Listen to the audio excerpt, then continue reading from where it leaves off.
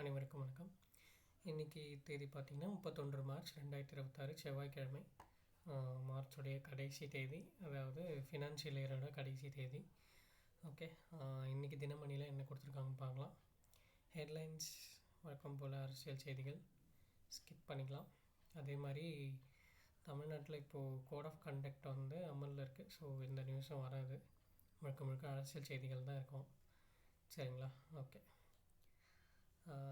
நேற்று பார்த்திங்கன்னா நம்மளுடைய அமித்ஷா அவர்கள் நாடாளுமன்றத்தில் இந்த மாதிரி பேசியிருக்காரு, நக்சல் இல்லாத இந்தியா அப்படின்னு சொல்லிட்டு ஒரு பெருமிதம் கொள்கிறாரு. நம்ம அதை பற்றி நேற்றே பார்த்துருந்தோம் இல்லையா? ஸோ ஜஸ்ட் ஒரு கிளான்ஸ் அகைன். ஓகே, அடுத்து வந்தீங்கன்னா லோக்கல் ப்ளஸ் அரசியல் செய்திகளை ஸ்கிப் பண்ணிக்கலாம். ஓகே, இங்கே ஒரு இம்பார்ட்டண்ட்டான ஒரு விஷயம் இருந்தது. ஓகே, அதை மட்டும் பார்த்துக்கலாம். என்னென்னா 2 தொகுதிகளில் போட்டியிட்ட தலைவர்கள் அப்படின்னு சொல்லிட்டு ஒரு டாபிக் மாதிரி டிஸ்கஸ் பண்ணியிருக்காங்க. சரியா? ஒன்றும் இல்லை, இப்போ ரீசெண்டாக பார்த்தீங்கன்னா தாவேகா தலைவர் விஜய் அவர்கள் 2 தொகுதியில் அவருடைய வேட்பாளராக தன்னை அறிவிச்சிட்டார். சரியா? ஒன்று பெரம்பூர் தொகுதி சென்னையில் இருக்கிறது, இன்னொன்று திருச்சியில் இருக்கிற திருச்சி கிழக்கு தொகுதி. சரியா? இப்போது நிறைய பேருக்கு டவுட் வரும், இது என்ன எல்லோரும் ஒரு தொகுதியில் தான் போட்டிடுறாங்க, இவர் மட்டும் 2ல் போட்டிடுறாரு அப்படின்னு சொல்லி. அது பாசிபிளா அப்படின்னா எஸ், அது பாசிபிள். இதை எந்த சட்டம் இது பண்ணுது அப்படின்னு பார்த்தீங்கன்னா, கட்டுப்பாடு எப்போ அப்படின்னு பார்த்தீங்கன்னா 1995 தான் இந்த மாதிரி ஒரு கட்டுப்பாடு ஒன்று கொண்டு வராங்க. சரியா? ஒரு தொகுதியில் எத்தனை பேர் போட்டிடலாம் அப்படின்னு சொல்லிட்டு. ஓகே, இந்த சட்டத்தோட இது பார்த்திங்கன்னா இங்கே கொடுத்துருக்காங்க பாருங்கள். 1995ஆம் ஆண்டு இதை கொண்டு வராங்க. ஆனால் ஒருவர் ஒன்றுக்கும் மேற்பட்ட தொகுதிகள் வென்றால், சப்போஸ் அவங்க 2 தொகுதியில் போட்டிடுறாங்க. ஓகே, அதில் 2த்தையும் ஜெயிச்சிட்டா அப்படின்னா அந்த ஒரு தொகுதியில் அவர் எம்எல்ஏவாக இருந்துட்டு இன்னொரு தொகுதி ஒரு 10 நாளில் அவர் அந்த பதவி ராஜினாமா செய்யணும். சரியா? அப்படின்னு தான் விதி இருந்துச்சு. இப்போது என்ன பண்ணியிருந்தாங்க, அதுக்கப்புறம் என்ன பண்ணியிருக்காங்க அப்படின்னா 1996ஆம் ஆண்டு மக்கள் பிரதிநிதித்துவ சட்டத்தின் துணை பிரிவில் திருத்தம் மேற்கொள்ளப்பட்டது.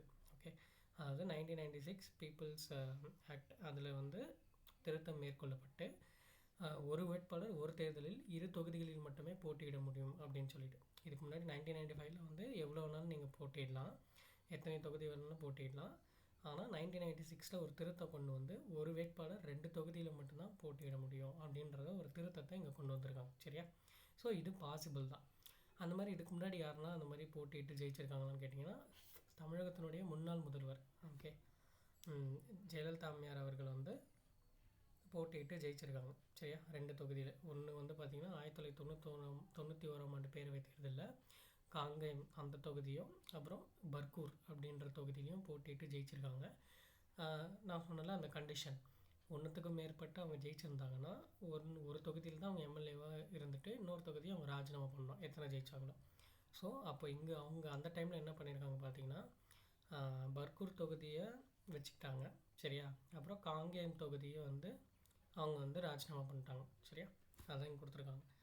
ஸோ இதான் நம்ம இங்கே பார்க்குறோம். இது கொஞ்சம் டிஃப்ரெண்ட்டாக இருந்துச்சு, அதனால் நம்ம இதை நோட் பண்ணி வச்சுக்கிறோம். சரிங்களா? ஓகே, எக்ஸாம்ஸில் ரிஃப்ளெக்ட் ஆகுமா தெரியல, பட் ஒரு வித்தியாசமான கண்டென்ட்டாக இருக்கவே நம்ம இதை பார்க்குறோம். ஓகே, சரி. அடுத்து வந்தோன்னா இன்றைக்கி எடிட்டோரியலில் ஐபிஎல் பற்றி கொடுத்துருக்காங்க. ஐபிஎல் ஸ்டார்ட் ஆகிடுச்சு இல்லையா, அதை பற்றி கொடுத்துருக்காங்க. அப்புறம் இங்கே எதுவும் இம்பார்ட்டண்ட்டாக இல்லை. இங்கே பார்த்திங்கன்னா நிலவை நோக்கி மீண்டும் பயணம் அப்படின்னு சொல்லிட்டு ஒரு இது கொடுத்துருக்காங்க. ஸோ நம்ம இந்தியாவும் உலகமும் எவ்வளோ நிலாக்கு எத்தனை லான்ச்சு அந்த மாதிரி எல்லாமே இன் டீட்டெயில்டாக கொடுத்துருக்காங்க. ஜஸ்ட் ஒரு டைம் ரீட் பண்ணி பாருங்கள். ஓகே, ஒரு விஷயம் மாதிரி இருக்கும் நமக்கும். சரிங்களா? ஓகே, அடுத்து பார்த்திங்கன்னா 21 மாநிலங்களில் யூனியன் பிரதேசங்களுக்கு மீண்டும் மண்ணெண்ணெய் ஒதுக்கீடு மத்திய அரசு முடிவு அப்படின்னு சொல்லிட்டு கொடுத்துருக்காங்க. ஸோ இந்த மேற்காசிய போகிறனால இந்த எல்பிஜி தட்டுப்பாடுலாம் நிலவதில்லை. அதனால் இப்போ மண்ணெண்ணெயை யூஸ் பண்ண சொல்லி நிறைய ஒரு இது மாதிரி கொடுத்துருக்காங்க, ஒரு அறிவிப்பு மாதிரி கொடுத்துருக்காங்க. சரியா? ஸோ மண்ணெண்ணெயை மறுபடியும் ரேஷனில் கொடுக்குற மாதிரி சில ஊர்களில் நிறுத்திட்டாங்க, பட் சில மாநிலங்களில் அதை மீண்டும் செயல்படுத்த போகிறாங்க. சரியா? ஓகே. அதான் இங்கே கொடுத்துருக்காங்க. ஜஸ்ட் ஒரு டைம் ரீட் பண்ணி பாருங்க. இது எது மூலமாக இது பண்ணுறாங்க அப்படின்னா, பெட்ரோலிய சட்டம் 1934, பெட்ரோலிய விதிமுறைகள் 2002 ஆகியவற்றின் கீழ் தற்காலிக விதிவிலக்கு அளிக்கப்பட்டுள்ளதாக மத்திய பெட்ரோலியத்துறை அமைச்சகம் தெரிவித்துள்ளது. சரியா? ஓகே. நெக்ஸ்ட் வந்தீங்கன்னா இன்னும் ஒரு இம்பார்ட்டண்ட்டாக இருந்துச்சு. இங்கே பார்த்தீங்கன்னா, மக்கள் தொகை கணக்கெடுப்பின் முதல் கட்டம் நாளை தொடக்கம். பொதுமக்களிடம் கேட்கப்படும் 33 கேள்விகள் வெளியீடு அப்படின்னு கொடுத்துருக்காங்க. ஓகே. ஸோ சென்சஸ் வந்து 2025 இதில் சொல்லியிருந்தாங்க. இந்த மாதிரி 2026 ஹவுசிங் சென்சஸ் இருக்கும், 2027 வந்து மக்கள் தொகை கணக்கெடுப்பு இருக்கும் அப்படின்னு சொல்லியிருந்தாங்க இல்லையா. ஸோ இப்போது ஏப்ரல் டு செப்டம்பர் 2026 இந்த டைம் பீரியடில் தான் வந்து ஹவுசிங் வீடுகள் கணக்கெடுப்புன்னு சொல்லுவாங்க. ஃபஸ்ட்டு வீடுகளை கணக்கெடுக்கிறாங்க, அதுக்கப்புறம் தான் வந்து மக்கள் தொகை கணக்கெடுக்கிறாங்க. சரியா? அந்த வீடுகள் கணக்கெடுப்புக்கு வந்து அவங்க ஒரு 33 கேள்வி வந்து ரெடி பண்ணியிருக்காங்க. சரிங்களா? ஓகே, அதுதான் இங்கே கொடுத்துருக்காங்க. ஃபஸ்ட்டு டெல்லியில் பண்ண போகிறாங்க. ஓகே, இது எல்லா மொழியிலையும் இருக்கும், அந்தந்த 16 மொழிகளில் இருக்கும். ஸோ இதை டெல்லியில் வந்து ஃபஸ்ட்டு பண்ண போகிறாங்க. சரியா? டெல்லியில் ஃபஸ்ட்டு ஒரு பேஸ் மாதிரி பண்ண போகிறாங்க. அடுத்ததாக தமிழகம் அந்த மாதிரி மற்ற மாநிலங்களில் பண்ண போகிறாங்க. தமிழகத்தில் எப்போன்னு பார்த்தீங்கன்னா, ஜூலை 17லேருந்து ஜூலை 33 வரைக்கும் இதை பண்ண போகிறாங்க. சரியா? ஓகே. 33 கேள்விகளில் சில இம்பார்ட்டண்டான கேள்விகள் லிவிங்கில் இருக்கீங்களா, அந்த மாதிரி பேசிக் திங்ஸ்லேருந்து எல்லாமே. ஓகே, வீட்டில் எத்தனை பேர் எல்லாமே. சரியா? ஓகே.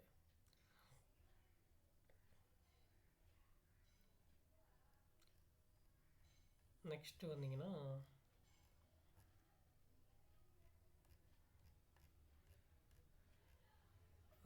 இவ்வளோதான் இம்பார்ட்டண்ட்டாக இருந்துச்சு. நேற்று வந்து ஈரான் வந்து குவைத் மேலே அட்டாக் பண்ணியிருக்காங்க, அது ஒரு இதுவாக போட்டிருந்தாங்க.